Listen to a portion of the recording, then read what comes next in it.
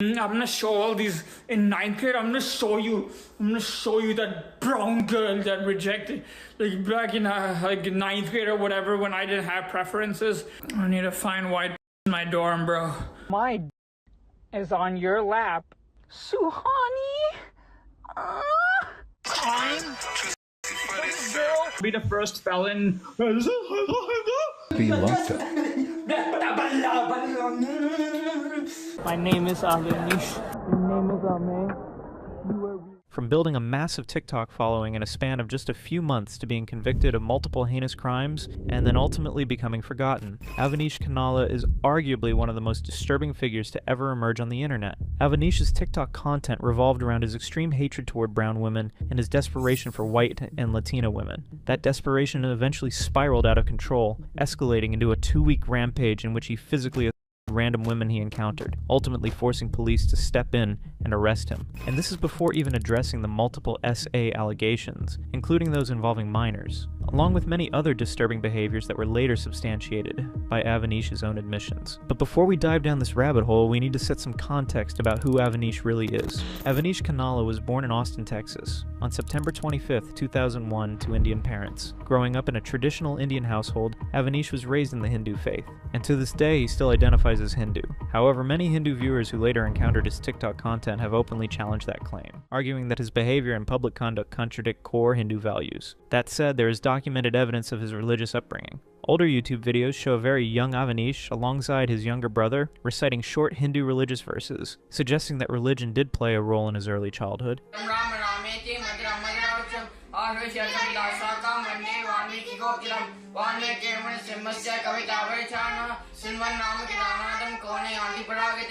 Avanish was reportedly bullied throughout his middle school and high school years. However, his first-generation Indian parents appeared to underestimate the long-term impact this had on him. As a result, Avanish began coping in his own way, which marked the start of increasingly erratic behavior driven by a need for attention. Around this time, Avanish created and ran a drama page for his high school on Instagram. The account focused largely on gossip, including posts ranking who was hot at the school. The page did not last long. It was eventually exposed by classmates who realized Avanish was behind the account after noticing that he repeatedly hyped himself up, at times even suggesting that the most attractive girl in the school should be with him because he was handsome. So I ran this drama page, and then once I ran that drama page, I used to hype up myself. I was like, and then I used to talk about how the most popular in that school should get with Avanish and stuff. And then just a few weeks later, people eventually found out that I ran the account. But yeah, I ran that drama page, and I was like, there were these two fine-ass Latina back in my high school when I was a senior. After this attempt failed, Avanish shifted tactics. He began seeking attention through hostility, harassing other students, and appearing to thrive on the negative reactions he received. Beyond that, he also engaged in racist behavior, making inappropriate and offensive remarks toward others for the same reason of getting a reaction. I'm about to pull the trigger, I'm gonna pull to your trigger, I really just wanna lick it. My name is Avanish, your name is Ame.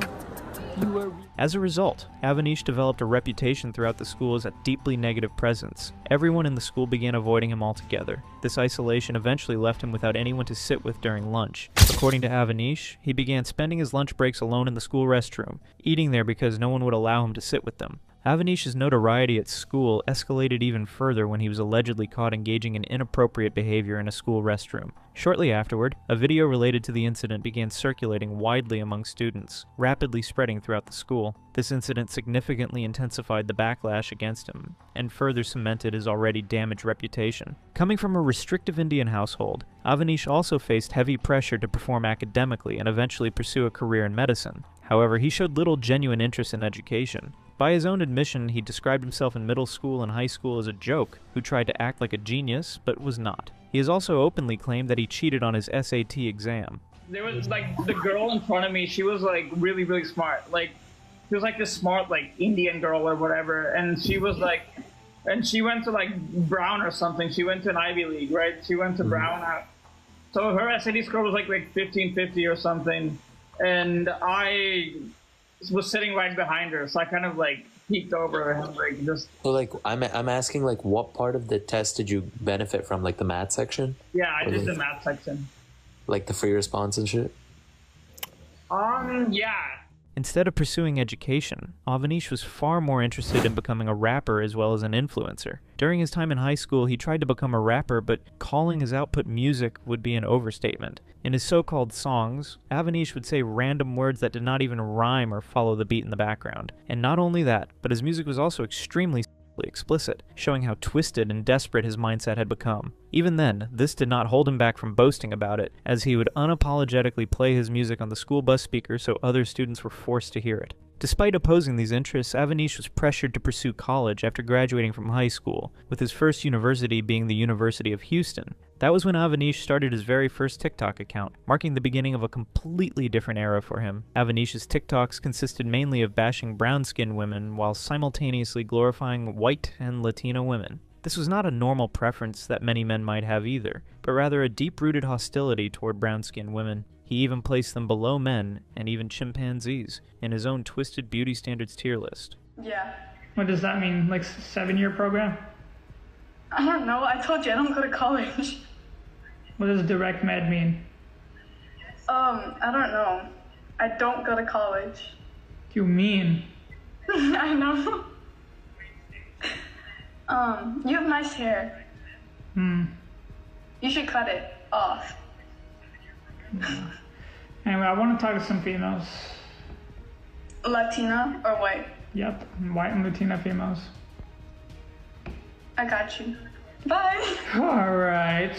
And the irony is that Avanish himself is Indian, which makes his hatred toward brown-skinned women even more baffling. Sure, everyone can have personal preferences, but targeting an entire group of women based solely on skin color and turning that hatred into an entire TikTok persona is not only pathetic, but also deeply deranged. But this deep-seated hostility did not come out of nowhere. When he was in high school, Avanish was rejected by every Indian woman he asked out. More importantly, he was bullied by a few girls. Individuals whose names he still remembers to this day and has even publicly mentioned on TikTok. I don't know.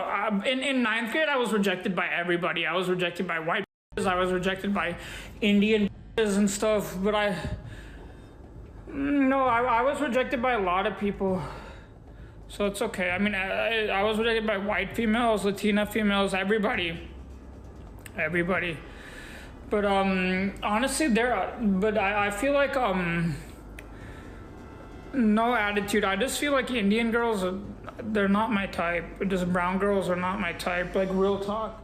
Although Avanish is clearly desperate for white and Latina women, and has failed to get into a relationship with any of them, the reason he cannot pull women of this type is not simply because he is unattractive or unwanted. In reality, there were people who expressed interest in him, as evidenced by multiple comments offering to be his girlfriend, at least at one point. The irony is that whenever an opportunity presented itself, Avanish would intentionally ruin their perception of him by acting extremely strange and unsettling, almost as if he were deliberately sabotaging himself. In one of his live streams, several women appeared to show interest in him, or at least acted as if they did. However, Avanish completely destroyed the moment by behaving in an extremely off-putting and disturbing manner. There's like this fine-ass blonde white. Hey, what's up? Yeah, I'm doing great, man. Hey, white are my type. Hey. So the one standing down on the outfit. So we got him? Yeah. Okay. Can someone explain why he's doing this? He's fucking sped. You guys, no, I'm doing it to show that nobody more you're sped. You're sped. Okay, we get it. But like, nobody more desperate for white and Latina females than me. Okay. I think we're good, but like, you're really mentally ill. No fuck. Pan. Bro, his ass needs to be sent to a fucking dungeon. My roommate dude that's a white girl.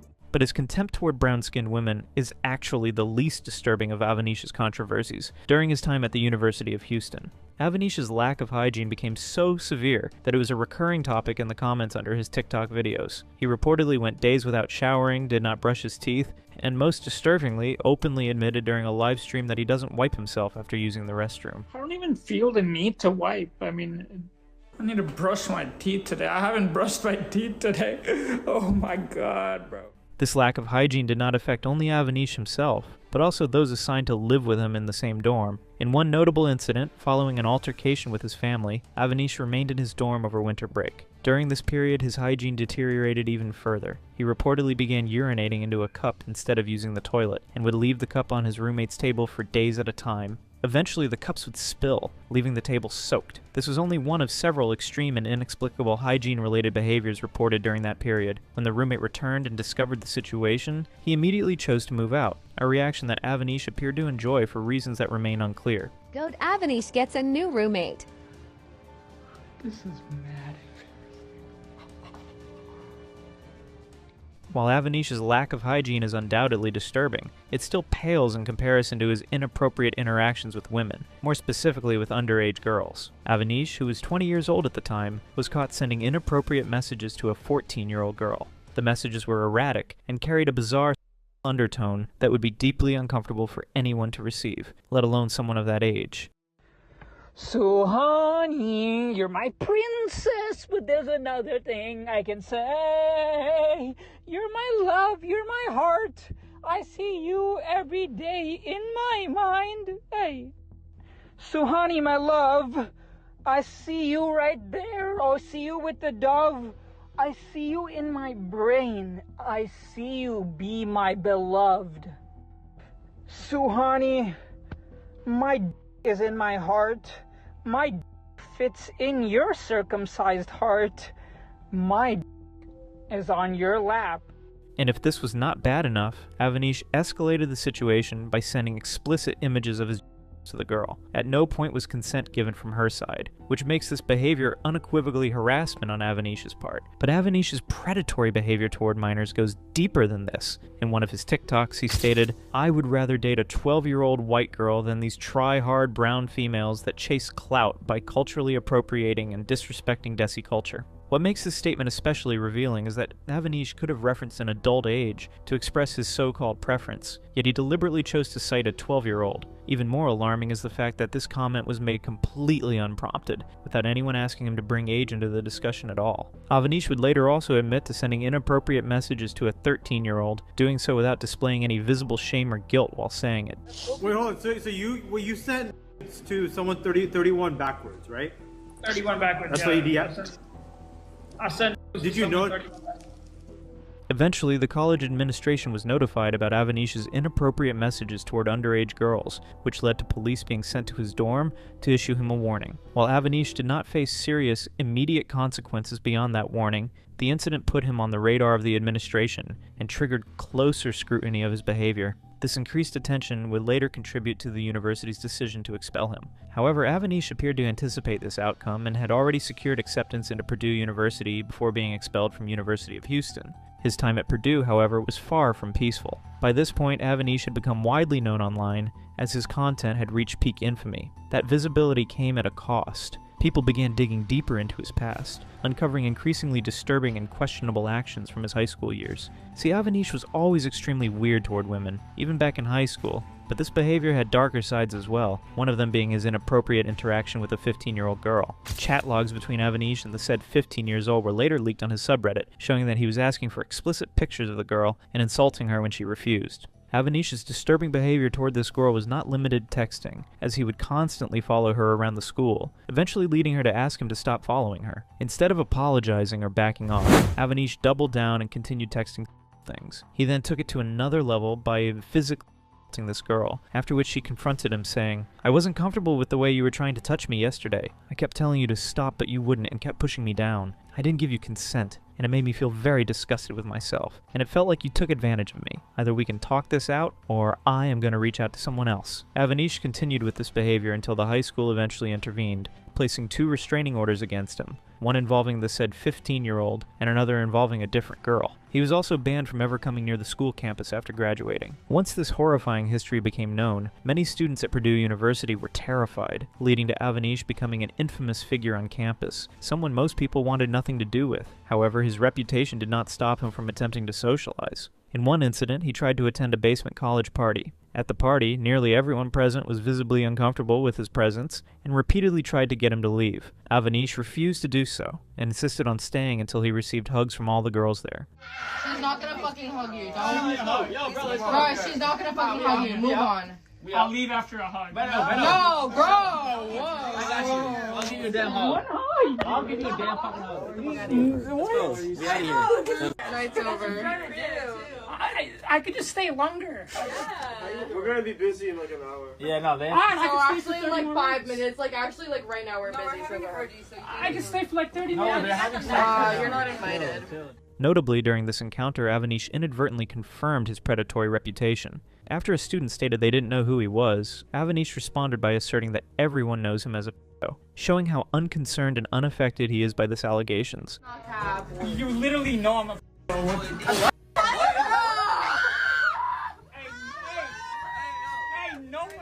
For obvious reasons, many people began reporting Avanish's disturbing behavior to the college administration. This, combined with Avanish's intentional failure to submit his high school disciplinary records, eventually resulted in his expulsion from the university. After learning of this decision, Avanish's father reportedly became extremely furious. In a phone call that Avanish later posted on TikTok, his father could be heard confronting him and even going as far as disowning him.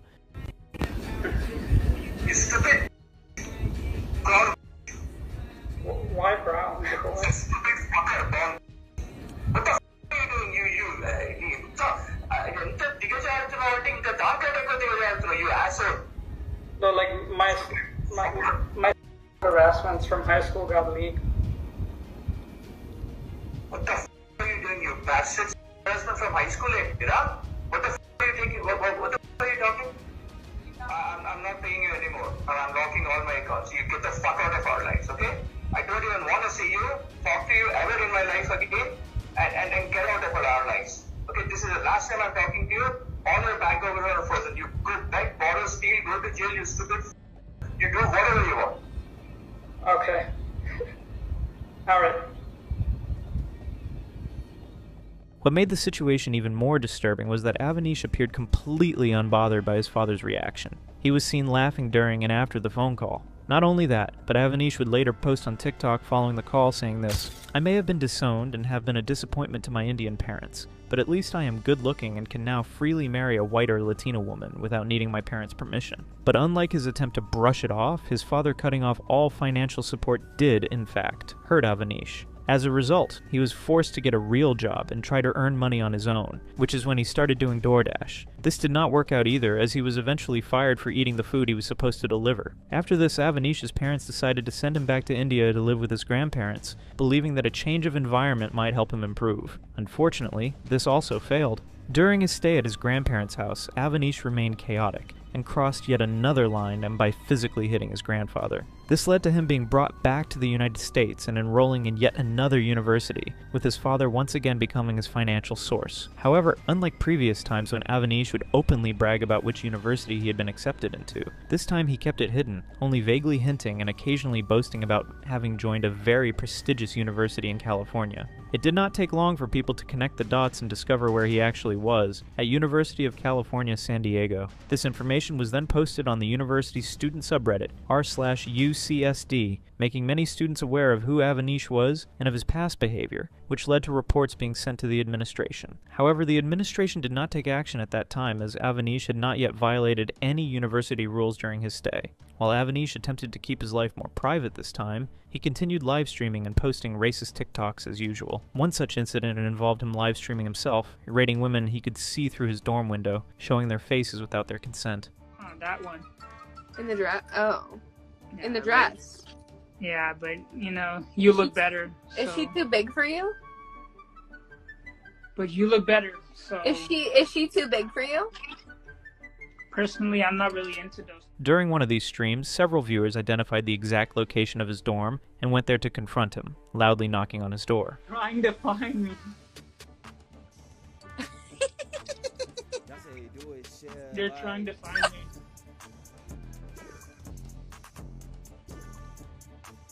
They're so dumb. They're trying to find me. I gotta keep my voice down now. But look, I'm not allowed. If you ring on my doorbell, you better be a fine white Latina chick, or I'm not gonna allow y'all to come in. For a brief period after this, Avanish appeared somewhat stable. He would occasionally disappear from the internet, likely to focus on his exams, and reportedly maintained fairly decent grades. This led some people to believe that he might finally be changing for the better. However, that hope did not last long. Avanish soon returned to posting on TikTok more frequently, once again doubling down on his erratic behavior. Not long after, he was reported to the school authorities following an incident in which he attempted to bring 3 girls into his dorm room. Driven by his fixation on white women, Avanish messaged a white, blonde sorority girl, asking her and 2 of her friends to come to his dorm and sleep with him in exchange for $30 each. The girl responded by saying she would need $40 each, to which Avanish agreed and sent the money. After receiving the payment, the girls never showed up, effectively scamming Avanish. However, the situation did not end there. The girl later reported the incident to authorities, bringing attention to Avanish's actions. This prompted an investigation and resulted in college authorities closely monitoring Avanish's behavior moving forward. But Avanish was far from done, because around the same time he made a TikTok announcing to his 350,000 followers that he was going to host a townhouse kickback at his college apartment with white and Latina women allowed in for free, while everyone else had to pay him $25. He even put up a sign that said, "I am out right now and I will be back soon. My security should assist you in the meantime." Even though it was casually written and clearly showed a lack of effort for what was supposed to be a big party, which nobody showed up to. Surprisingly, this was not the first time he had tried to host what he himself called the biggest party in his town. In his own words, he even claimed that he wanted to use the insurance money he received after crashing his car, an accident he said happened because he was masturbating while driving, to fund one of these parties. Needless to say, these statements appear to be nothing more than delusions far removed from reality. While Avanish's behavior during his stay at UCSD was already bad enough, it would soon get much worse as he became increasingly frustrated by his inability to get a girlfriend despite his desperate attempts. In one of his TikToks, he posted saying this, "I am fair-skinned. I have a perm and magnetic earrings and at a top 3 public university, yet I never touched or hugged a female with mutual consent my entire life. If looks and success don't matter, then what does?" This marked the beginning of a much worse era for Avanish, as his online antics began spilling into the real world. He started roaming around the university campus and physically assaulting women he perceived as vulnerable or physically incapable. On November 8, 2023, Avanish began rampaging around the campus, first verbally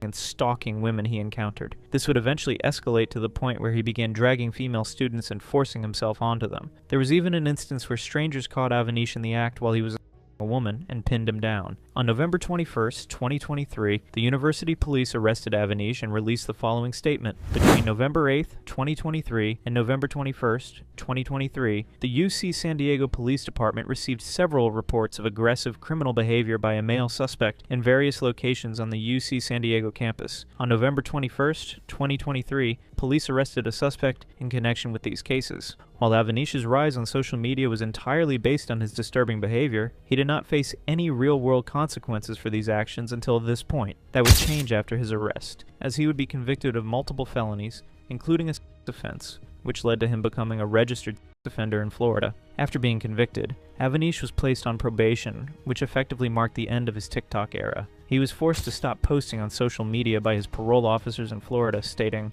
"I am forced to log off social media till I transfer my felony probation out of Florida. Last goodbye to Insta and TikTok." Although he stopped posting for a while, Avanish would later restart his social media activity after transferring his probation to another state, this time attempting to rebrand himself. He began cross-dressing as a woman, often wearing bikinis, while displaying random captions on the screen.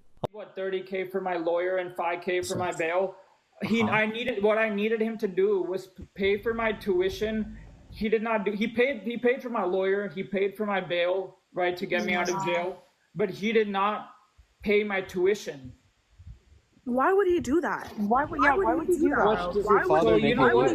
So let me say to my, if my father is watching this, I want to say a nice fuck you. If I ever see you in my life again, I am fucking beating the shit out of you. Oh my God. Alongside this rebrand, Avanish fully embraced his felony charges, naming almost all of his new social media accounts Philon Avanish and openly sharing details about his convictions. He appeared to lean into this persona so heavily that he would become extremely offended whenever people in his chat questioned whether he was exaggerating or lying about the circumstances of his arrest, reacting in a way many found unsettling. Well, someone said that your arrest was actually over you stealing something from a gas station. Is that true? Are the rumors true? That you didn't really do any of that, you didn't really commit all these felonies, it was just like a petty crime. I'm showing the website though. Dude, I fucking hate, nothing pisses me off more than people saying my felonies are fake. Nothing pisses me off more than that. Honestly, but like, shouldn't you, like, honestly, like, if I was you? Yes, the felonies are real. Why would I be fucking flexing? Who the fuck flexes felonies? Arrested. I genuinely did get arrested. Yes, I did. It is not fake. It is not fake. It is 100 people that say my arrest is fake are pissing me off so much. It is so fucking annoying. And he even went as far as announcing that he was going to release an album titled Felon with some very interesting tracks in it. But Avanish failed to consistently maintain this persona on TikTok, as his accounts kept getting taken down due to him repeatedly flashing his. What makes this even more confusing is the fact that he does this on every new account he creates, no matter how many times he's been banned before. In addition to TikTok, Avanish remains active on Instagram to this day, with his most consistent type of content being the posting of photos of women he claims to masturbate to on his story. In one instance, he repeatedly posted pictures of a particular woman and harassed her. The woman eventually threatened to report his behavior to his probation officer if he did not stop and apologize. Avanish did comply, but the apology was clearly half-baked, as he later added a caption stating, "They wanted me to apologize for what I did, and I had to because I ain't trying to get in trouble while on probation." Sorry, Agustia, for disrespecting you and harassing your friends. I'm sorry, Junie, for harassing you the past few weeks. I promise I won't do it again because Agustia has taught me a very valuable lesson. Even after being convicted and placed on probation, Avanish still has not learned his lesson. To this day, he continues engaging in the same outrageous behavior he displayed before his arrest. The only difference now is that he no longer receives attention from the internet. He has failed to maintain even a single account over the past 2 to 3 years, and as a result, it is fair to say that he has largely been forgotten online. Despite his current irrelevance, Avanish's actions still make the headlines every once in a while. When that happens, I will make sure to keep you all updated. Until then, let me know what you find most baffling about Avanish in the comments. How fucking old were they, Ryan? Triple. I didn't know! Triple. They were 13. That was the truth! 13 years old? No. Ryan, 13? Are you fucking for real? Hey, Dad? While it has become normal to see bizarre people on the internet, very few of them cross the line from just being weird to being genuinely dangerous. Meet Ryan Shirley, also known as Swag Ryan Mario, a 20-year-old TikToker who has been exposed multiple times for doing inappropriate things against minors. Ryan's TikTok account is entirely based on his obsession with video games like Super Mario, which naturally makes his audience largely made up of minors. But despite knowing this and trying to present himself as cautious about his behavior, Ryan is often reckless and promotes extremely inappropriate things on stream in the presence of minors. One such incident happened while Ryan was playing Fortnite with a group of minors and randomly announced the size of his genital even though nobody had asked. It's 5 inches! Ryan first started making TikTok videos around 2020, posting random skits and dramas he filmed in his house, such as this one right here where he throws stuff at his father to provoke a reaction and asks for some likes. I'm about to put some dirt in someone's eye. Hey, Dad? Success. Despite these random videos, Ryan would soon start uploading more consistent types of content, mainly videos of him playing different characters from video game series like Super Mario. It is actually from Super Mario that Ryan created his username Swag Ryan Mario 64, the same username he would later become known for online. Hey Mario, did you ever wonder where a baby comes from? Well, you see, Luigi, when a paisano puts a spaghetti noodle in a Mamma Mia's ravioli, a little bambino covered in prosciutto comes out about 9 months later. What does any of that have to do with babies? Mario, I don't understand. That's because you're a dog, Luigi. Although Ryan would mostly post strictly within this specialized content, playing these characters and even creating a YouTube channel, he doesn't really try to improve the overall quality, instead continues using filters and telling random, unscripted stories. Ryan also has noticeable anger issues, and these repeatedly show up across his social media activity. He often plays games with people he meets online, and whenever he starts losing, he becomes visibly upset and aggressive. Instead of handling losses calmly, he begins cursing at the other players and directing insults toward them. Beyond that, he sometimes tries to flip the situation by victimizing himself, including baiting and claiming to be depressed, specifically to pressure others and gain an advantage in the game, rather than addressing the loss directly. And never come back, you hear me? You guys, please stop me. I'm very President diabetic, please. Nope. Ah! Nope. Swear to God, you better shut your fucking mouth. Nope. Shut up! No one Nope. gives a shit. Shut your Thank you. fucking Nope. mouth.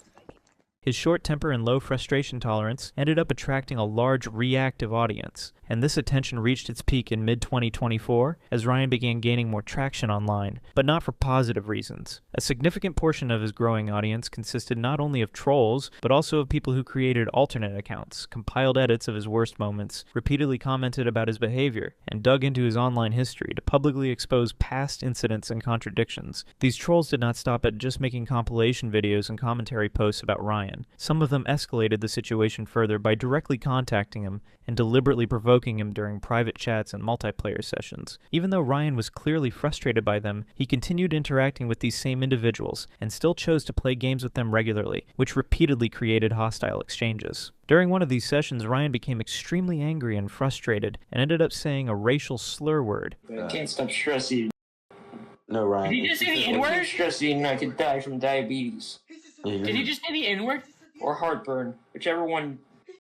Dude, Swag. yeah, he was like, I just keep stressing. I'm almost there. Swag. Dude, he just said the N-word. He just said the N-word. Keep on stress eating and I'll be... Even though this incident did not happen directly on his TikTok or main public stream, other players in the same game recorded the moment from their side. The clip was then shared publicly, which led to the footage spreading and becoming Ryan's first major online controversy tied to his behavior during gameplay. Instead of taking accountability, Ryan went on a defensive rant and tried to shift all responsibility onto the trolls, even though they did not play any role in forcing him to say the word. This was not the only time Ryan was caught saying the N-word, and on later occasions he again attempted to blame the incident on trolls by claiming the clips were edited or manipulated to make him look bad. We need to ask you about the infamous N-word clip of you saying the N-word. Next. It was edited. I never said that. But only a few minutes later in the video, Ryan contradicted his own defense by admitting that he did say the N-word, but claimed he didn't mean to say it, and insisted he was actually trying to say Nick, a well-known gaming YouTuber, but misspoke and said the N-word instead. It doesn't sound edited. It sounded like it was an accident though, Ryan. It sounded like you were trying to say 30, but you said the N-word. Okay, it was an accident. I will admit it. It was an accident. I did not mean to say it. It just came out. Besides that, it is actually very funny the way Ryan keeps circling around on that chair while referencing a verse from Eminem at the end. This is something Ryan regularly does whenever he feels targeted by trolls. Whenever he is being mocked or criticized, he starts rapping the full lyrics of one of Eminem's songs as a way to signal that he doesn't care about what people are saying about him. The intention is to look unfazed and defiant, but the delivery often comes across as forced and awkward, and it ends up looking far more lame than intimidating. Swag, so these are hell no, no way you just pulled that card. Now, everybody come to 3-1-3. Put your motherfucking hands up and follow me. Yeah, everybody come to 3-1-3. Put your motherfucking hands up. Yeah. Swag. Yeah, come on, Swag. Fucking go, Swag. But this was not the end of his racist remarks, as he would once again be caught engaging in racist behavior while playing Minecraft. This time he took the whole situation to another level, by including images of Hitler, swastika symbols, and the N-word with the hard R directly inside one of his in-game builds. Here is some of the footage that was released. As you can see 2 of the N-words in black wool with Adolf Hitler, a swastika, and what looks to be a next to another portal. In the background, you can see Swag Ryan Mario 64 staring at this. This was not a slip of the tongue during a heated moment, but a deliberate visual setup placed inside his creation, which made the backlash much stronger and more immediate. After this came to light, people naturally began confronting Ryan about what he had made. In one particular Discord server call, he was directly questioned about the racist imagery and wording. Instead of giving a clear answer addressing the accusation, Ryan reacted emotionally and pulled out a knife on camera, threatening to unalive himself rather than respond to the criticism. Although the moment looks serious at first glance, this kind of reaction is not uncommon for Ryan. He has repeatedly resorted to baiting whenever people question or confront him about his behavior, and it has become a recurring pattern in his responses. Because of how often he uses this tactic, many viewers now see it less as a genuine crisis moment and more as a dramatic stunt meant to deflect accountability and shut down the conversation. Immediately after this incident, Ryan escalated even further and proceeded to threaten the life of the person who originally asked him the question, turning a confrontation about his actions into a direct personal threat. God. No, Swag was dissing on Swag. I want to find out where you live. You in cold blood. Whoa. Swag, you would. Ryan, you Yeah. can't say that. I would beat your ass, well, Swag. you're Swag, gonna I'd beat your ass. I'd beat your ass, how much Swag. you get attention from that. Even if Ryan did not truly mean what he said, or was not realistically capable of carrying it out, it is still disturbing how quickly he jumps to extreme threats when confronted. The level of anger he shows towards someone who simply asked about his own actions raises serious concerns about his emotional control and judgment under pressure. While Ryan's behavior was already highly questionable at this stage, the situation would soon become even more serious as he would later be exposed for predatory behavior as well. After trolls started messing with him, a few of them took things further by setting up sting-style operations targeting Ryan, posing as a minor to test how he would respond in private conversations. One of these sting attempts happened in July 2024, when a TikTok user under the name Megan Begging contacted Ryan while pretending to be a female fan of his content on TikTok. According to people involved in the sting, the decoy presented herself as a 17-year-old girl and continued casual conversations with him over multiple chats. Based on the circulated claims and clips after only a short period of conversation, Ryan escalated the interaction and removed his clothes during a video call, which the sting organizers recorded and later shared as evidence. After the material was posted and discussed publicly, Ryan attempted damage control and denied wrongdoing, arguing that the interaction was mutual and that the decoy had also sent him similar explicit material first. However, critics reviewing the exchange disputed that version of events and argued that no such matching content from the decoy was ever shown or verified in the released proof. She sends me the B button. I send her some A button. Hold on, I don't understand that. You're gonna have to say the actual words. She sends me the B button. So boobs. I send her the A button. What's the A button? Then we go up, up, down, down, up, up, down, down, up, up, down, down. Boob, stick, boob, stick, boob, stick. Then, out of nowhere, someone presses the restart button on my ass. AKA, someone freaking exposes my shit and ruins everything. Turns out, it was not a goddamn girl at all. But instead of admitting that what he did was wrong, Ryan went on a rant against a troll named Fugger, despite having no proof that this person was the one who orchestrated the operation against him. I was flirting with my new girlfriend, and after a while things got steamy after I rizzed her up. Then she sent me a pic, and I sent one back. After that, Fugger joined the call for literally 5 seconds and then left. The next day, an alternate account posted the video, then took it down, and now my chat got disabled so I can't talk him out of it. The fact that he blamed it all on someone else is nothing but pathetic, as he not only failed to realize that it was all a test and a sting operation that he fell for, but also, even after it happened, Ryan continued for a short while to believe that his new girlfriend was actually real. But if this wasn't bad enough already, Ryan then contacted the person who made a commentary video about the incident and asked them to stop posting the kind of videos they were making and to delete the ones they had already uploaded. He took it even further by spamming the person's Discord calls and even baiting them if they didn't stop making videos about him. When that didn't work, Ryan then threatened to dox the person by saying, "After all, we know where you live." Ryan Rabbit Hole goes far deeper and darker than this. In another incident, Ryan was talking to someone on Discord who was 14 years old at the time, and he unpromptedly sent them a link to a Twitter post that contained inappropriate content. As the said person described it, the link he sent contains explicit Fury videos relating to the series Hell of a Boss. I am a minor, so what he did is illegal. But it gets even worse, as Ryan suggested group behavior to this person, who was apparently 14 years old in a video. Chica, do you want to have a threesome? Yes. With who? Me and Abby, who are minors? This person also had a girlfriend who was 1 year younger than him, which means 13 years old at the time. And while talking to this person, as a friend, Ryan would then give blatantly inappropriate comments to the person's girlfriend like, "Oh my god, she is hot," and a bunch of other comments that weren't supposed to be sent to someone of that age. Ryan also plays Fortnite with other people, who are mostly, if not all, minors. During these moments, he has been caught saying some of the worst things ever, like mentioning the size of his without anyone even asking. On another occasion, in the same situation, Ryan, who was losing the game, would get upset and randomly claim that he was being by the Joker. The fuck? Get out of my fucking house, Joker! Joker, get out of my house! Guys, Joker's in my house and he's me. He's me. He's gang me. Oh my god, I kind of like it. What the fuck?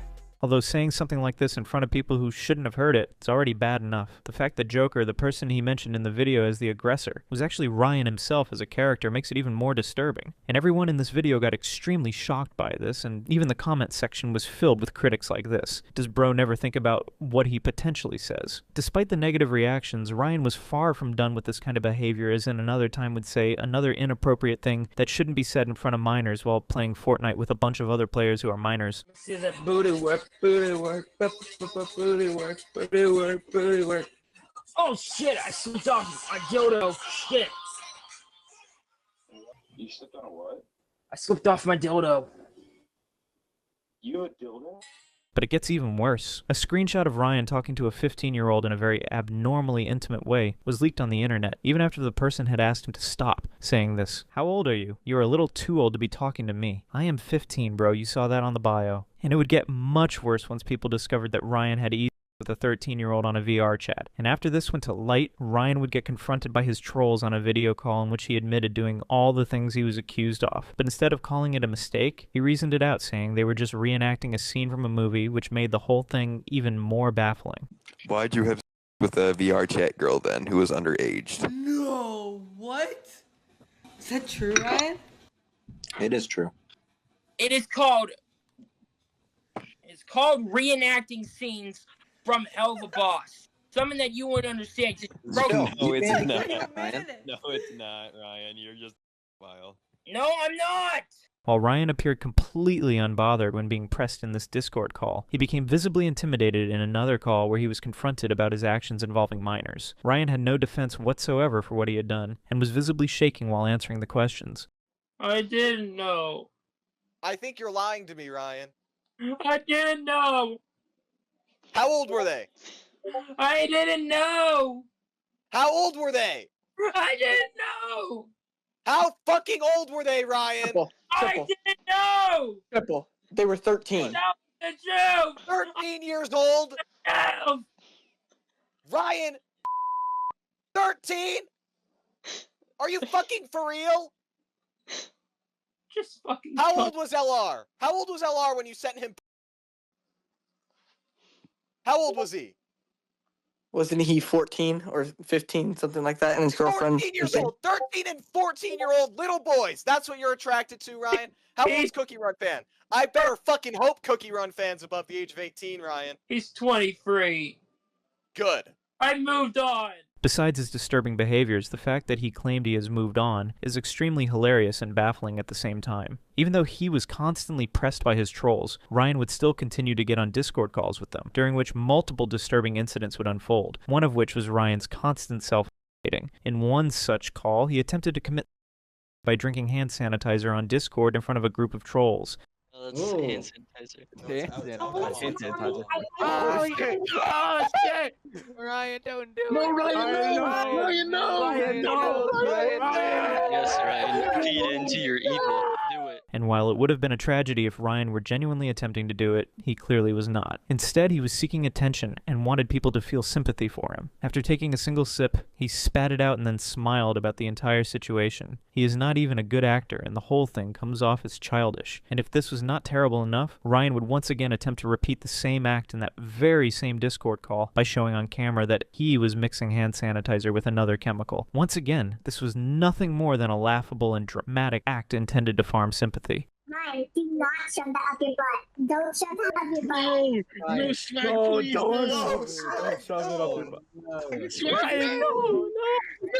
please. Don't shove it up your butt. Ryan, no. Ryan would also get frustrated at his trolls because his entire TikTok presence had turned into him talking negatively about them. At times it becomes unintentionally funny, as he would take it so seriously that he even claimed, "We have all failed as a society," simply because one of his trolls posted an innocent TikTok impersonating him. I can't continue on living. I can't, because we have failed as a society, as you could clearly see by this terrible shitpost by my fans.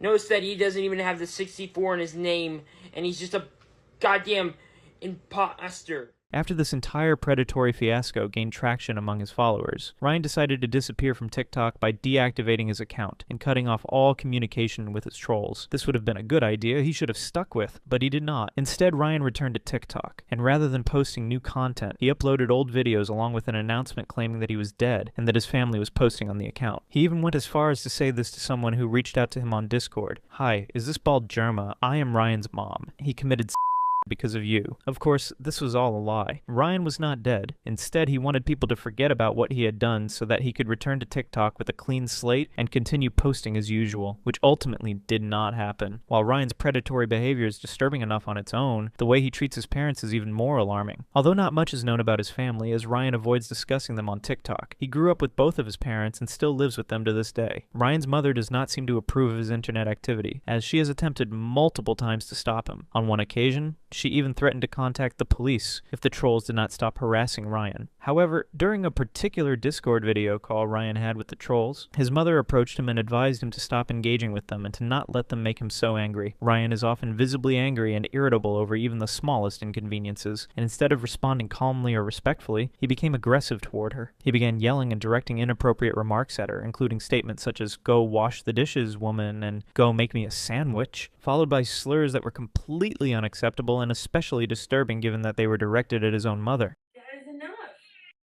Do not allow people to make you this upset.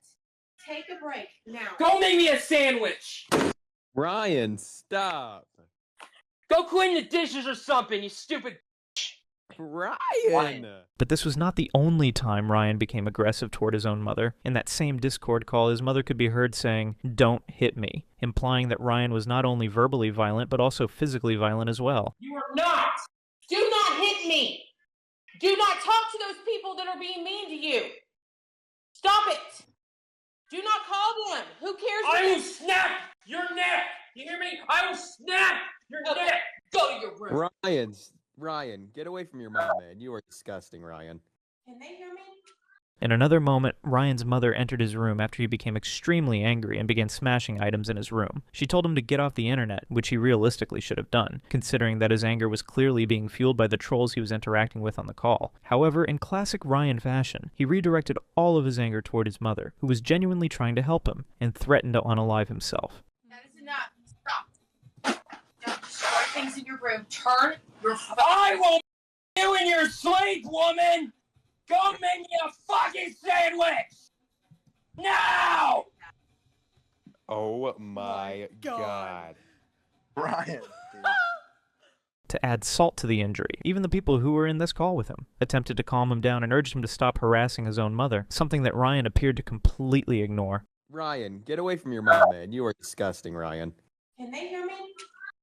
Stop being mean to your mom, Ryan. She did nothing to you. Turn it off. Then don't turn off my phone.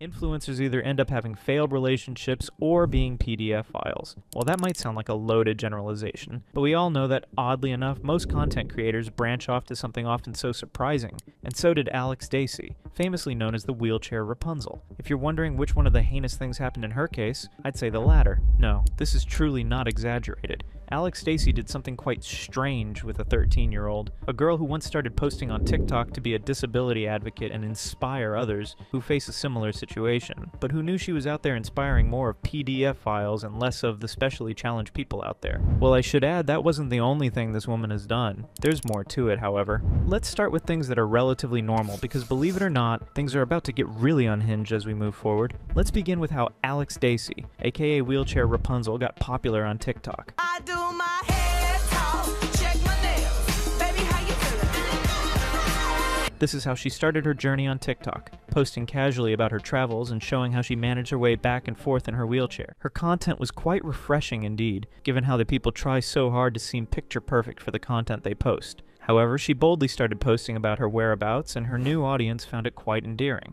That said, many of her initial posts revolve around nightlife and alcohol. Later in the video, there's also a discussion of her drinking problem and how she may have used it to her advantage. She eventually grew big on Instagram. She eventually became even more popular by uploading videos about being a single mother, her daughter, and her entire pregnancy online. It definitely isn't common for us to see mothers in wheelchairs. And she raked in millions of views with that kind of content. Moreover, her motherhood-oriented posts raised even more questions from people about how she bathes her baby and how she managed daily care. Others simply hated her content, asking questions like how she could be a good mother if it was already difficult for her to take care of herself. While those questions may sound straightforward and condescending, some people argued that these could become real concerns later in the child's life, especially when the baby grows into a toddler. After all, people don't say, "It takes a village to raise a child," for nothing. One commenter pointed out that her baby daughter might have to become her carer at an early age, to which Daisy replied, "At some point, most children do end up becoming a caretaker to their parents in some capacity. Not saying how R is going to, but just to put it out there." They weren't the only ones concerned. Many of her viewers shared similar worries about Daisy having a baby. However, having muscular dystrophy alone shouldn't prevent someone from becoming a parent. While some people strongly believe that not all parents deserve children, it's also true that all children deserve parents. Let's see how well she handles parenthood to assess this bold statement made by her viewers. On the surface, things seem normal. A woman with muscular dystrophy making content online about her life, cooking, clubbing, drinking, partying, motherhood, and more. But that wasn't the whole story. Unknowingly, we let a major aspect of her life slip under the radar, and it's definitely weird, alarming, and concerning on multiple levels. Alex Daisy has spent her entire life in a wheelchair due to spinal muscular atrophy type 2, a rare genetic condition that causes progressive muscle wasting and severe mobility issues. Despite her challenges, she's made it clear that her disability doesn't stop her from embracing her.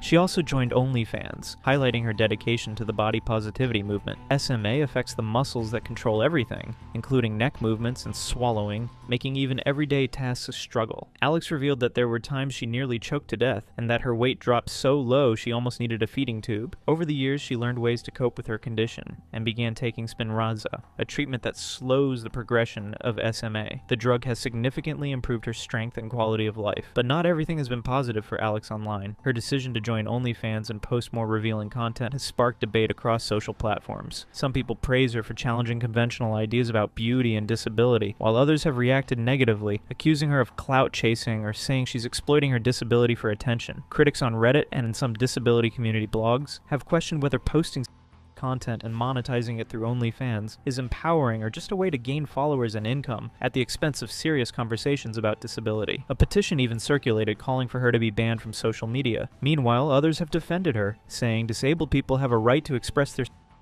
and that criticism often veers into ableism rather than legitimate discussion. Later, during the time she made a TikTok about how she likes men, she started saying she was disabled and that she likes men, and then shifted the whole perspective to liking boys too. She said she'd like to watch them dance and watch them as she lies on her bed, which she also claimed to be better than.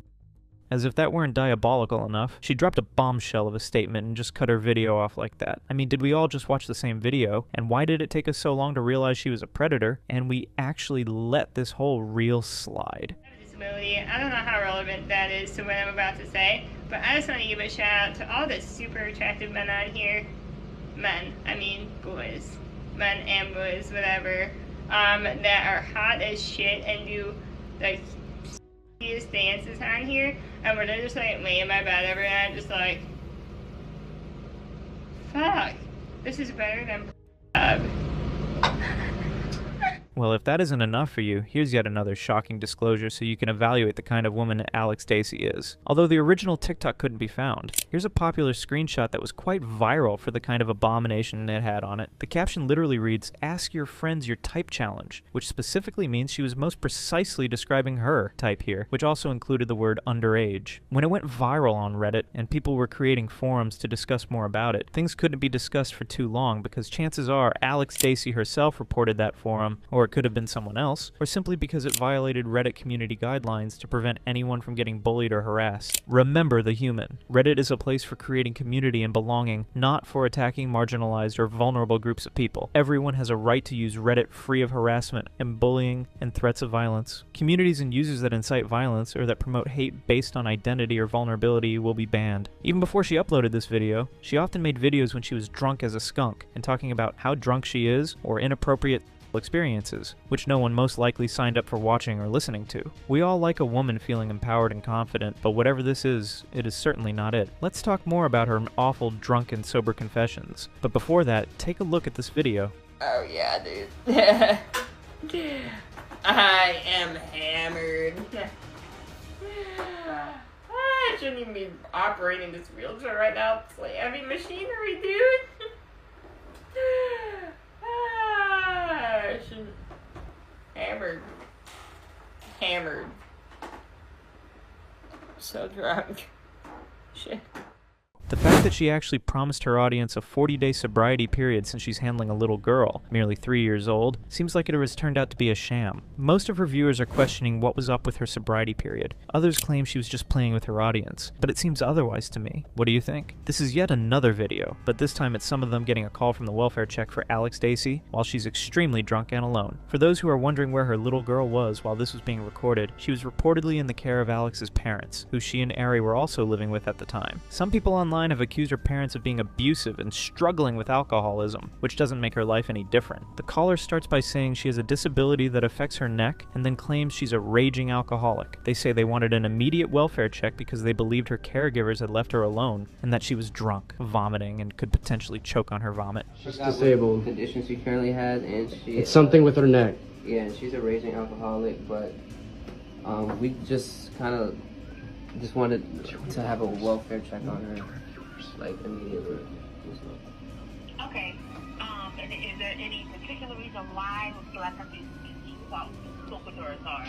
Any particular reason? Well, she's a raging alcoholic, and she tends, for some reason, her caregivers tend to leave her alone at times. And while we were in the presence, you know, she has SMA. She has SMA. Is what the chat's saying.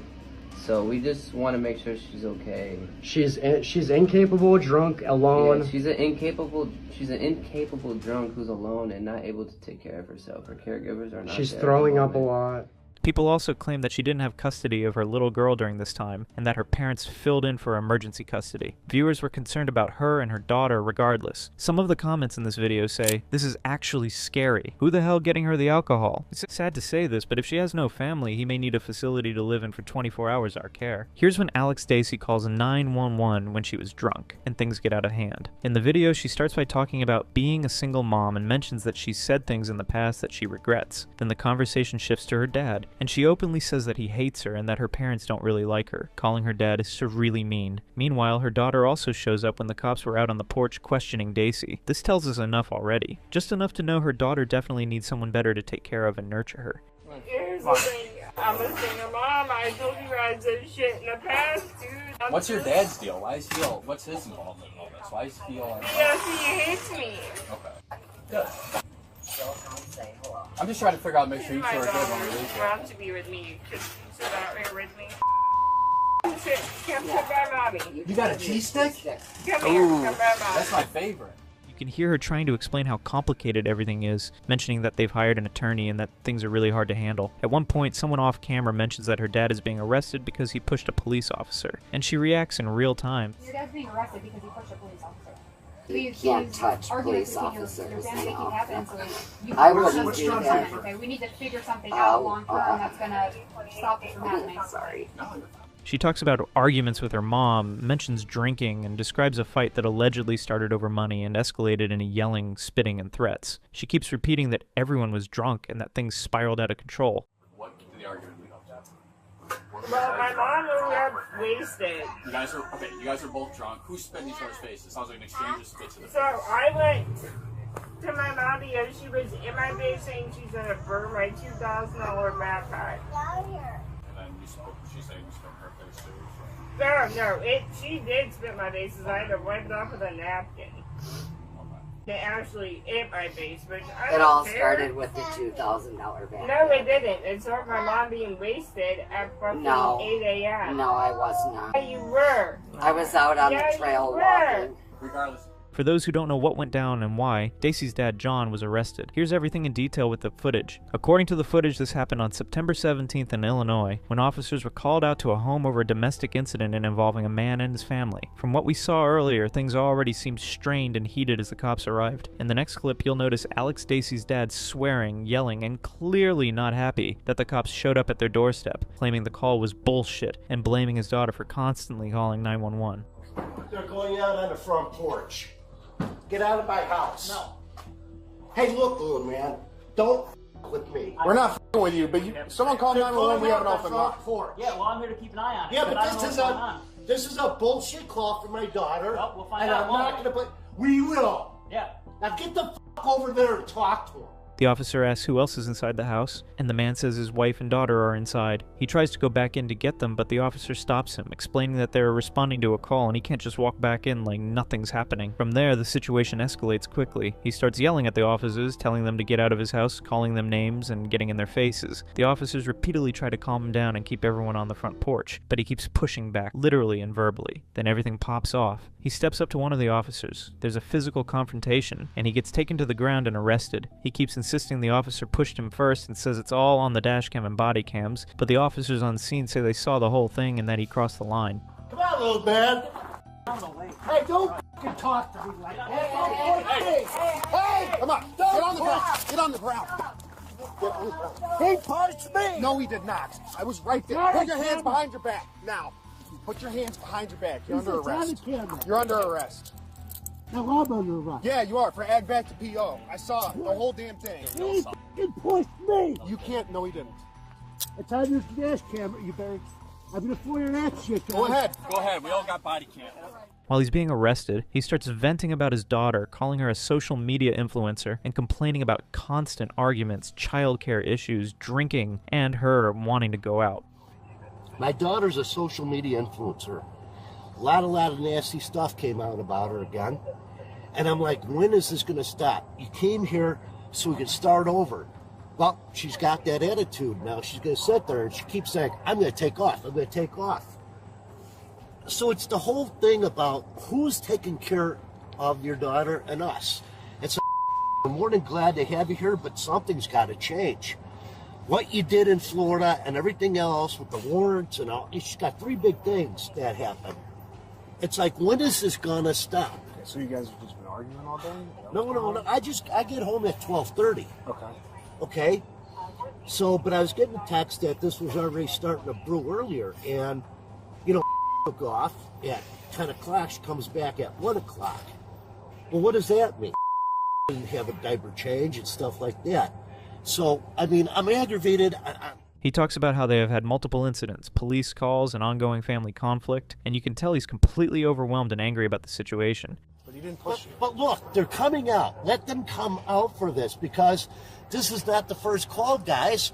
You know how many times you guys have been out here for my daughter? Or but every call is different, no matter how many times you've been here, John.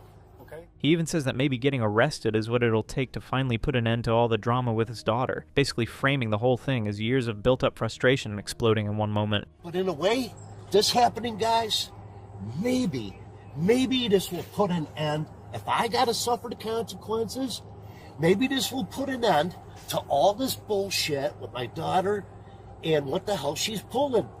Maybe this is something that will say, hey, you know what? No, I can't continue to do this. I can't continue to do this.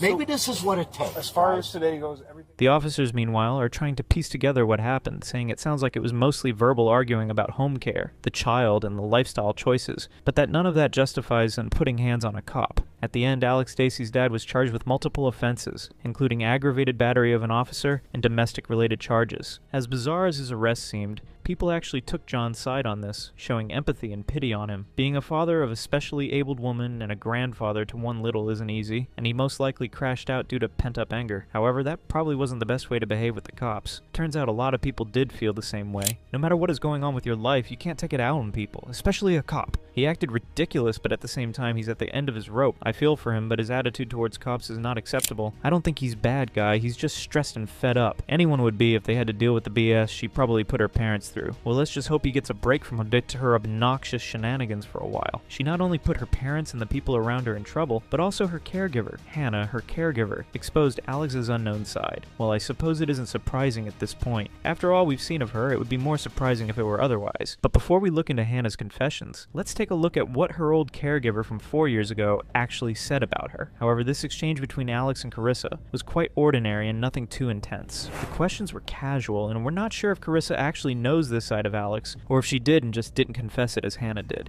I mean, we never really know the real reason why she's Alex's ex-caregiver. It's her content creator side of her support. Yes, I love it. I actually haven't worked with a client before that did this as their job, and it's super interesting because I'm also an artist and I really like incorporating that like artistic side into things, giving Al a different perspective. So I think it's super fun. It kind of breaks up the routine. Well, we can say this probably aged poorly. Now let's get to Hannah's confessions. She was invited to the Dad Challenge podcast to let people know Alex Stacey's horrendous revelations, according to what she said she worked for Alex for almost a month, starting with a 3-hour trial, and her job was basically taking care of both Alex and Ari, the baby, as well as cleaning, cooking, and managing everything in the apartment. From the start, Hannah thought Alex was amazing, beautiful, and strong, but things quickly started to shift. Oh, I don't even know where to start. The woman doxed me to the entire world. Yep. Even if, oh gosh, she did a lot of damage. But you know, at this point, I'm not going to let a narcissist dictate my life. So I've really, these last couple days, I've really, with my friends and family, I just said to them, I was just open and honest about it. And I just said, if you guys don't want to be a part of my life, then that's your choice. All I can do is wish you the best and let you guys go. For context, Alex has done Hannah some terrible things, and we're about to know everything in detail now. Hannah started her shift at Alex, and by day 3, Hannah already started seeing red flags. Alex's mom, Gamey, was drunk at the apartment, and Alex herself was drinking at a restaurant, calling Hannah to come help. Hannah got there, tried to help, and Alex peed on her. That's when she realized this wasn't going to be a normal job. Both Alex and Gamey were heavy drinkers, with Alex drinking multiple high noons during the day while taking medication that Hannah didn't know the contents of. She described Alex as a functioning alcoholic. She drank so much, but here's the thing, I can't keep a notepad saying of every day that she drank. Right, but she drank so much that it was like you can't remember the days she didn't. And they both like, there's not a day you're like, oh yeah, I remember this day she wasn't drinking because it was so much. Well, I'm pretty sure it was every day, but like here's the thing, when there's so many SMA cups on the counter, you lose what's what. Yeah, that's true. As extreme as that sounds, that wasn't the only thing Alex was doing. Hannah used to leave her phone unattended at Alex without any protection or passwords. Normally no one would bother going through someone else's phone, but Alex had different plans. Hannah noticed Alex getting access to her family's inside information, almost as if someone were giving her secret tips. Information she had kept hidden from the rest of the world, words only her family would know. It was strange to begin with. To Hannah, Alex was just a client she had to work for. They weren't close enough for Hannah to share her personal life. That's when she realized Alex had actually been going through her phone. Not only did she go through her phone, but she also kept it logged. I don't know what she did, but I don't know if she screenshotted, went to my phone, but she knows details about my life that only my immediate family members know, or my best friends that since elementary school, people I have gone to school, like very personal stuff. Like I want my life private, and now she's like reaching out to people. I'm like I said, I'm not going to name names because I'm not going to let her my family or my friends. Like I'm not going to give her the benefit of the doubt. Like I'm not going to let a malignant narcissist do that to me. For further context, this was during the initial stages of her unplanned pregnancy. She had an unplanned pregnancy, which honestly caused a lot of people to freak out online because of her disability and health risks. From what we know, she had to go off some life-saving medication to carry the baby, and she hadn't even seen a doctor yet. On top of that, her baby daddy Noah was only a few months into his sobriety when they got pregnant, which honestly is super risky. Now moving on to the caregiver situation. According to Hannah, Alex allegedly went through at least 12 to 13 caregivers, which is a lot for anyone. People who have had caregivers or governesses would know that most prefer to stick with one for life, since over time a bond is often created with someone who is taking care of us besides our family. However, that doesn't seem to be the case with Alex Stacey. It's kind of evident in how she literally plays the victim and takes advantage of everything she encounters. It's high time people like Hannah confront her and expose who she really is. I have no idea. I know she's had multiple caretaker since she's been 18, but it's probably been, if I had to guess, because I don't know exactly, but like it'd probably be anywhere from 12 to 30, I would imagine. The moment Alex became aware that Hannah had been invited to the Dad Challenge podcast, she couldn't wait and tried to reach out to her to get her to sign an NDA. However, Hannah decided to block her number once and for all. Even though they hadn't worked together for long, the short period of interaction with Alex was enough to put Hannah off completely. Well, she reached out to me literally the day she found out we started talking. She said, I wish I can share the text message. That day we started talking and we became friends. She said, what did she say? She said, can you please sign the NDA and return it back to me, please? I have that text message. The day, because you were releasing like, oh, I know this. And so she put 2 and 2 together, obviously. And I have that, but ever since that, like, she's been blocked. Like, she's blocked off everything, you know. If you're wondering whether Alex was able to find another caregiver after Hannah, she did, especially once it became known that she was expecting a child. It was important for her to have someone to take care of her, assuming she doesn't get too creepy like usual. It's hardly unexpected that that day wasn't the only time Alex tried to reach out to Hannah to get her to sign the NDA. According to Hannah, Alex legitimately pressured and threatened her to sign it from day one, to which Hannah agreed, naturally. Yet another non-shocker, Alex didn't actually have an NDA for her to sign. From what Hannah says, this was just one of Alex's tricks to control and manipulate people, a move intended to assert dominance and ensure that she wouldn't actually spill any inside information. Too bad Alex should have seen it coming. She kept pressing me every day to sign this NDA. I'm like, okay, put it in front of my face. I never, like, even in one of the videos, she says she has me in writing signing something. I haven't signed anything. I'm like, I told Alex to her face, give me a piece of paper to sign or email it to me. I told her over and over, I said, I will sign it. And so even after, like, the day she found out we started talking, she like literally said, I'm sending you the NDA, please return it to me, I appreciate it. I still didn't get anything. So that made me realize there was no NDA to sign. It was a part of her mind game, controlling. That was a part of the thing. And in all fairness, Hannah was not a certified caregiver. She had nannied for a good 2 years, which gave her a fair amount of experience, but she most likely did not foresee the trauma that Alex would bring her way. Let's now briefly talk about Ari and how she was treated after her birth. From what Hannah observed and shared, she is genuinely concerned about Ari's well-being. Why, you ask? She believes Alex wouldn't actually treat her right, given her drinking habits, addiction, ignorance, and more. Not only that, but Ari's father, Noah, had only been sober for a few months, making it far an ideal situation for having a baby. Even with all the controversy, Alex was somehow determined to have Ari, and so she did. One could admire Alex's determination for motherhood if only they knew what was yet to come, and how badly Ari was treated and exposed to things a child shouldn't have to face. it was so severe, all the things that were happening with Ari. I didn't think Ari was gonna, I knew something was gonna happen. Like, I'm still worried. If she's still in her care, I'm still worried. So when Hannah was working there, she wanted to ensure Ari's safety, so she was getting her family to call the Child Protective Services. I was getting my family and friends every day to call DCFS because I couldn't, because I didn't know if I was going to be signing an NDA the next day. So the whole time I'm working for her, I'm getting my friends and family to call Animal Control and Department of Child Services. And that's something I haven't even talked about with Josh yet. And yeah, I didn't know that. Yeah, and so I held on as long as I could.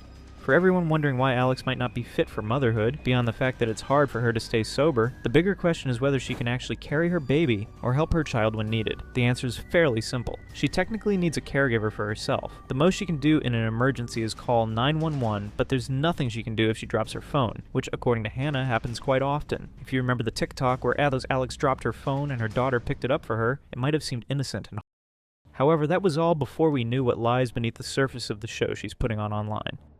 So what does she do when she drops her phone? Well, like, somebody has to get it for her. Like, literally, she couldn't even do the thermostat. Like, I remember one day I was having to help her with the thermostat. She's like, Hannah, can you get this for me? And she couldn't even push that. Like, so she doesn't even have like a hand thing that can pick it up off the ground, like an extended, like, grippy thing? Nothing? No, she doesn't have that. Hannah says that Alex didn't even prepare a diaper pile for the baby. Moreover, the baby's peeing and pooping weren't managed properly and were all over the floor. When I was in there, like, a lot of the time they don't even have a diaper pail. That's another thing. There are diapers of straight number 1 and number 2 all over the floor, and so, like, not even thrown away. So it's very messy, but a lot of times she'll just sit in her diaper. But, you know, I think they do the best they can, you know. Hannah, being just one person, was handling 6 different chores at Alex's house while Ari was choking on confetti on the other side. Alex apparently called Hannah inadequate, even though she had a lot going on around her. And let's not forget, it's not just about raising a baby alone. Hannah also had to manage Alex at the same time. She was basically juggling everything at once, only to be disrespected at the end of the day. That's the thing. She keeps blaming me and calling me out. But here's the thing, like, I did everything. Like, I was doing like 6 things at once. That's why I didn't see Ari choking on confetti. Yeah. This shows us just how different Alex's on-camera and off-camera personalities are. When the camera is on her, she flaunts her motherhood, advertising how much of a mom she can be. Off-camera, she blames everyone around her for being incapable. At this point, there really isn't much to save. No sympathy. Whatever Alex is doing is entirely her choice and nothing more. Stay tuned because there's more yet to come. After Hannah and her family members made several calls, the CPS finally showed up, and Alex did not want Hannah there. I suppose we all know why, so the CPS showed up after Hannah left. She was fired under the excuse of breaching a contract. However, while she was there, she tried her best to protect Ari. Yeah, I was not there though. I was not there. They were coming in as soon as I left. So I don't think Alex wanted me there during the visit for some reason. So she was asking me to go. And so while I'm leaving, they're coming in. That's crazy. And so, like, did she seem scared? Did she seem upset? Like, what happened? I think she knew the reason why she fired me, not because of ADHD. Like, I couldn't do multiple tasks at once, you know? That excuse about a contract, though. There was never a contract. She just knew because once I got on her face about Cairo, saying that you guys neglect the crap out of this dog and you're paying no attention, I'm like, she just knew once after I got on her face that day, and ever since that, she did not want me around for those certain things because she was afraid I was going to slip and say something, which I totally would have. One of the scariest confessions was about public behavior. Hannah said Alex would go out without underwear or pants, leaning over in public while Hannah tried to get her to cover up. She described it as exposing herself constantly, which was disturbing, especially with fans around. Moreover, Hannah admitted that she had records about the scratches on Ari, which tells us a lot. You know, the one after the rebuttal video that she took down and did those little, like, stories? She was in that. She's a lot. She goes out in public.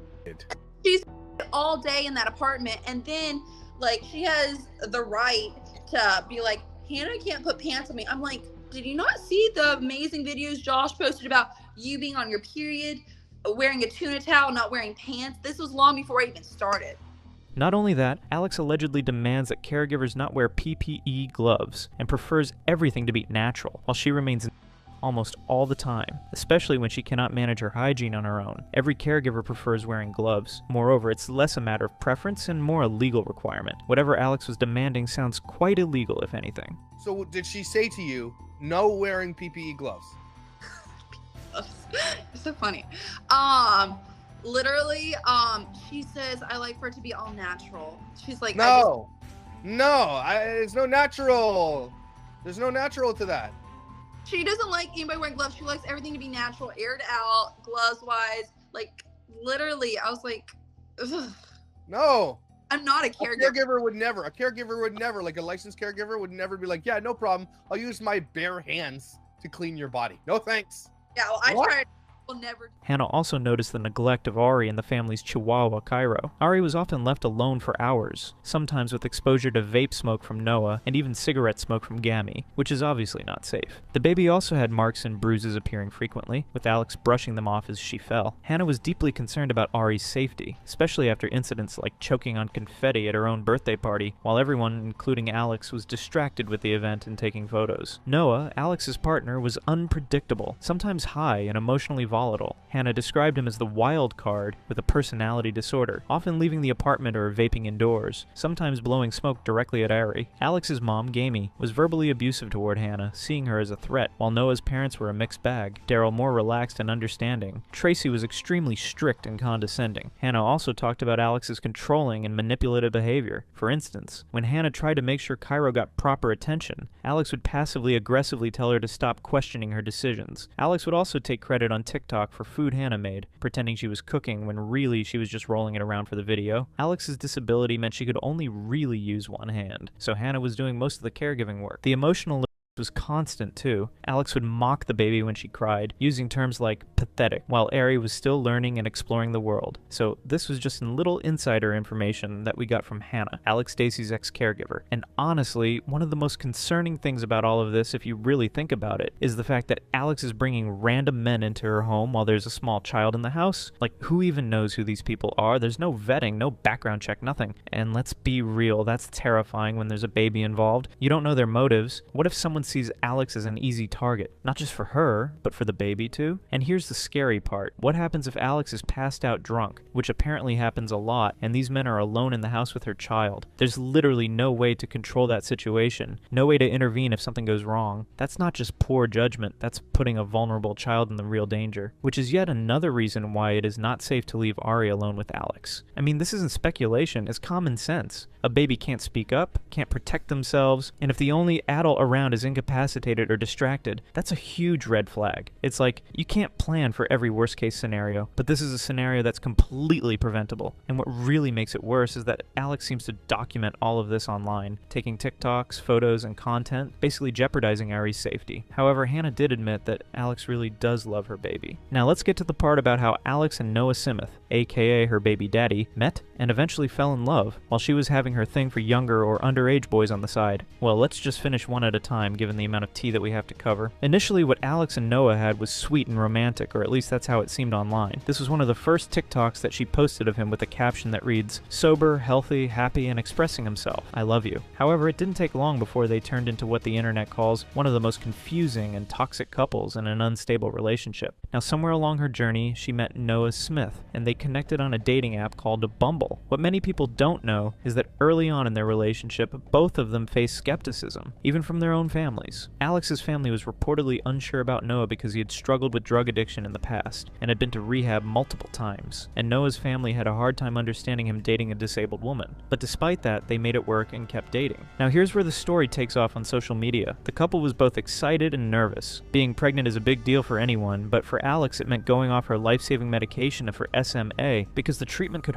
the baby. That was a risk she chose to take to carry the pregnancy, and she talked about how intense and exhausting that was. At the same time, Noah stepped up and became more of a caregiver to her during this period because she needed extra help, which again is normal in a relationship, but it gave online critics something to latch onto. But even before the baby was born, everything started turning into drama. Most importantly, because Alex seemingly got pregnant 3 months into their relationship. People online weren't just offering support, a huge amount of negativity started showing up in comments. Some people doubted the pregnancy was even real and accused them of faking it for clout. Some comments were extremely cruel, telling Alex that the pregnancy was illegal or that she shouldn't have a baby because of her disability. They even questioned whether Noah really loved her or just had a disability fetish. Those kinds of comments are hurtful and rooted in ableism, and Alex responded publicly, saying she wanted to use her pregnancy to end stigma and show that disabled women can be mothers too. Regardless of all the backlash, Alex decided to capture everything throughout her pregnancy. She documented ultrasounds, appointments, her changing body, everything. She described what a disabled high-risk pregnancy felt like. The fatigue from her disability reached its peak to the point where she could barely feel her own body. She had hardly any energy to eat, sleep, brush her hair, or handle any simple day-to-day activities. However, she said Noah was there to take care of everything. In a way, she was definitely inspirational to so many women who are as similarly challenged as her. A lot of her viewers left positive comments under her pregnancy video coverage. She named her baby Ari Jacqueline Smith. Ari was born a bit early at 34 weeks and 2 days, but she was healthy and gorgeous according to supporters. Alex and Noah shared that skin-to-skin moment with her daughter as one of the most incredible experiences of her life. Now here's where things start to get more complicated, and where the narrative online starts to shift. After Ari was born, a lot of the conversation moved from just celebrating the birth to questioning Alex and Noah's parenting. A number of social media critics and Reddit threads began alleging that Alex and Noah were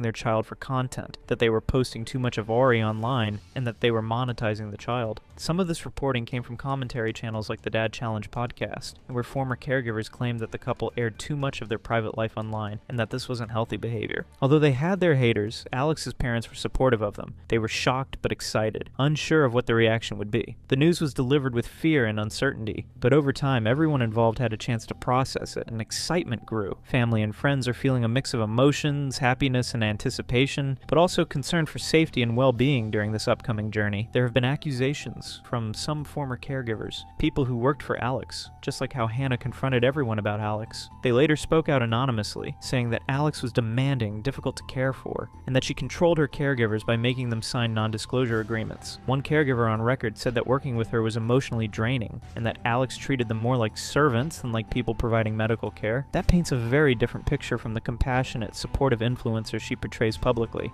And it didn't stop with caregivers. Online critics have gone as far as to share allegations that Alex posts content featuring Ari in ways that could be risky, and that revealing her location or baby details could expose the child to danger. People have even alleged that both Alex and Noah have struggled with substance issues in the past, claims that they break up and get back together repeatedly, and that Child Protective Services has been involved in different states. Those latter claims come from online gossip and social platforms, not major news outlets, so take them with a grain of salt, but they definitely show just how intense and messy the online narrative has gotten. All of this is his. His shoes. All those bins are his items. His shorts. Yeah. Meanwhile, Noah, who started off as the supportive partner, became a bigger part of the story, but not always in a flattering way. Social media commenters have brought up his past with addiction, and have used that to question his ability to be a good partner and a good father. Critics on Reddit have suggested that Noah was put on involuntary psychiatric holds, or that he punched walls in anger. The fact that it's not just Noah, little did we realize that Alex has been playing top-tier victim cards since the very beginning, like the time when she literally ran people over with her wheelchair just to cut the line at a club, and then had the audacity to act like the victim when people called her out. That's wild. And the whole bathroom stunt, parking outside just to film and shame a woman using the handicap stall. As someone with a disability, she should know better about invisible disabilities. On top of that, the fact that she's never wearing pants in public while dragging a baby along, it's hard not to see it as straight up exploitation. It's a lot. Those weren't just the accusations. Here's another one, and it's truly sickening. Let's not forget her victim shaming a minor that is a victim and making of content with that rapist. Let me briefly talk about this one before we go to the next part. Alex allowed a man who allegedly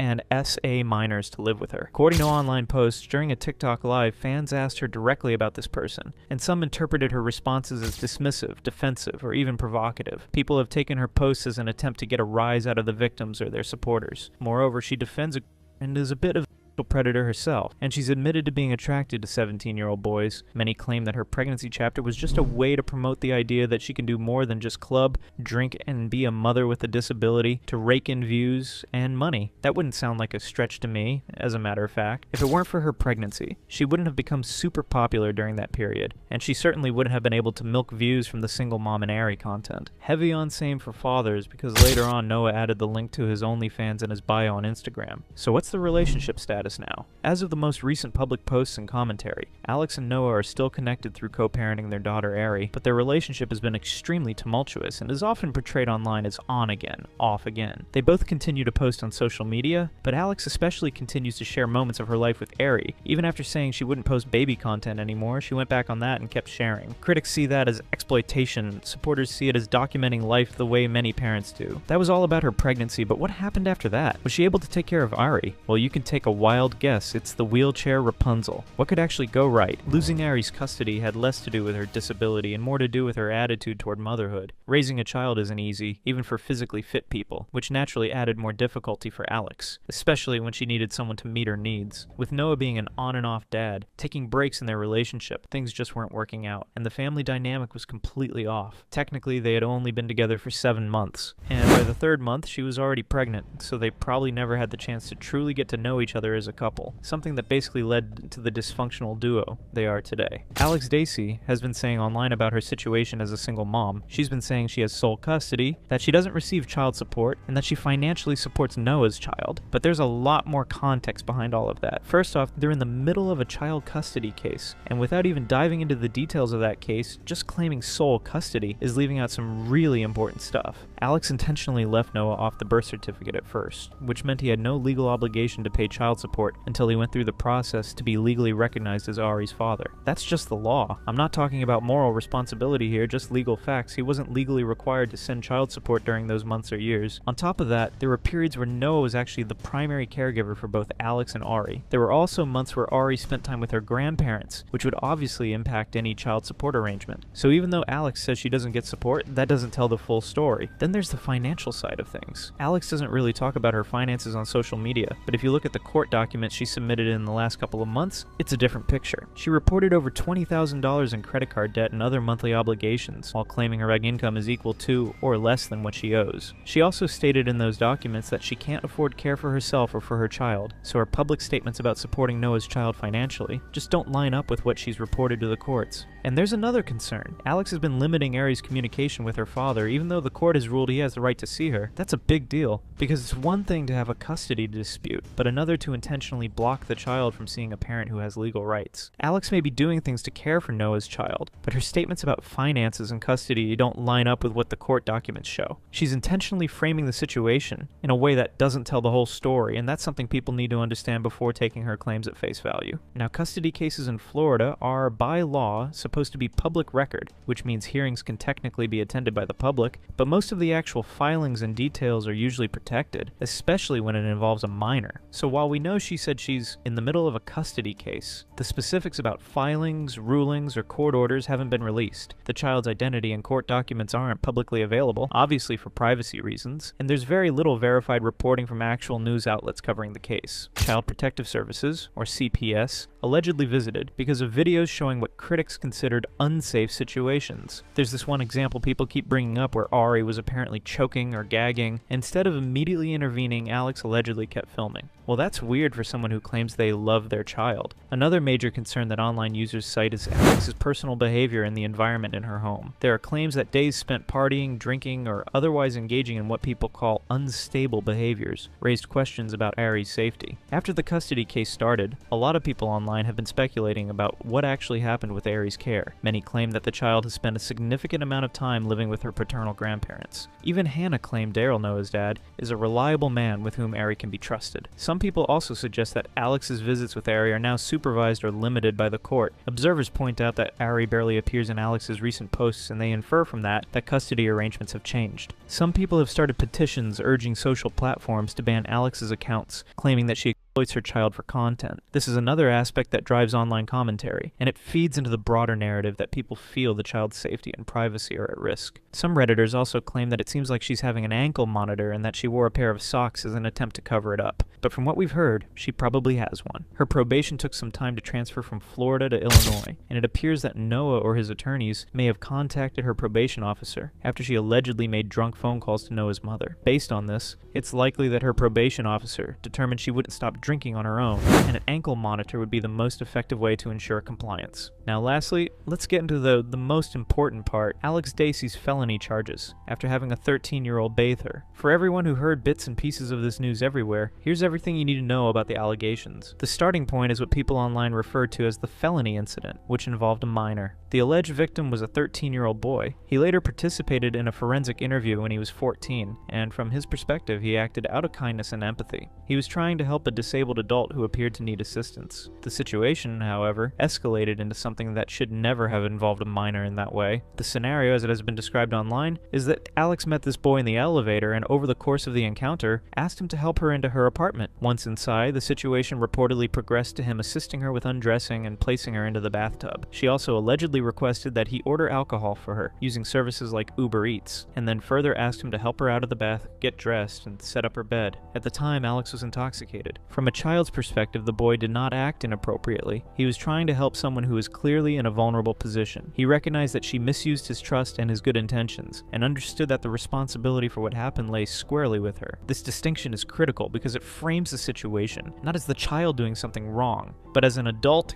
minor under the guise of needing assistance. Legally, this incident resulted in serious consequences initially. She was charged with a felony. However, the case did not proceed to a standard trial where the maximum penalties would have applied. Instead, she entered a plea deal that reduced the charges to a misdemeanor, accompanied by probation. Reports suggest that she avoided traditional jail time due to her disability, with the court acknowledging her specific needs as a disabled person. While the court noted that mistakes were made, they also considered her condition and the challenges that come with it. Her response to the situations, as reported online, involved several explanations. She claimed that she did not know the boy's exact age, although he had communicated it to her. She stated that her intentions were purely caregiving and not in nature. She also referenced the lack of proper care in her life at the time, and admitted to being intoxicated during the incident. Additionally, she expressed remorse, stating that she would try to learn from what happened. Whether people find this explanation sufficient varies widely, but it does form part of the public narrative. Beyond the legal outcome, there are serious ethical and community concerns that arise from this case. First and foremost is child safety. Involving a minor in private, intimate care tasks while intoxicated is highly inappropriate under any circumstances. The fact that the minor was asked to assist in bathing and dressing constitutes a major ethical red flag, even if there was no motivation. It illustrates a clear failure in judgment and boundary setting. Second, there are boundary issues that extend beyond this single incident. Alex appears to have a pattern of expecting help from strangers or others in ways that are unsafe. Online discussion has pointed to instances where she relied on caregivers or casual acquaintances for personal tasks without proper oversight or screening. This pattern raises questions about entitlement and a lack of accountability in situations where power dynamics are inherently imbalanced, particularly when a minor or someone inexperienced is involved. Past reports from caregivers and people familiar with her online content suggest that there has been a recurring pattern of poor boundaries and exploiting those who are trying to help. This includes asking minors or inexperienced people to perform adult tasks that are inappropriate or unsafe. While disability influencers often share aspects of their lives publicly, there's a critical line between demonstrating independence and placing others in potentially situations. The incident also prompts broader discussions about responsibility versus disability accommodations. Society generally recognizes that disabled individuals may require assistance for daily living, but this does not mean that any person, especially a child, should be involved in intimate or potentially dangerous care situations. The courts in this case seem to weigh her disability heavily when determining her sentence, but ethically, the situation remains concerning. Adults in similar positions need to balance their needs with the safety of those around them, especially minors. From a legal perspective, this case exposes limitations in how the justice system handles disabled defendants. While the court took her disability into account, some online commenters have expressed concern that the punishment may have felt insufficient relative to the severity of the ethical breach. Traditional incarceration is difficult for disabled individuals, and alternatives like probation can result in outcomes that feel more lenient than some observers might expect. However, the legal system's priority in such cases is to balance public safety, rehabilitation, and the defendant's specific needs, which can result in sentences that the general public perceives as minimal. The child's perspective is particularly important in this narrative. He was able to recognize the misuse of his goodwill, understood that he did nothing wrong, and had supportive parents taking action. This shows that minors are not inherently incapable of recognizing ethical violations, and it underscores the responsibility of adults to never put them in compromising situations. While the child acted appropriately, the potential for trauma remains. Being involved in intimate care tasks while intoxicated with an older adult is, at minimum, confusing and emotionally challenging. It's reasonable to assume there could be long-term effects, even if they are subtle, and society has an obligation to prevent situations like this from happening in the first place.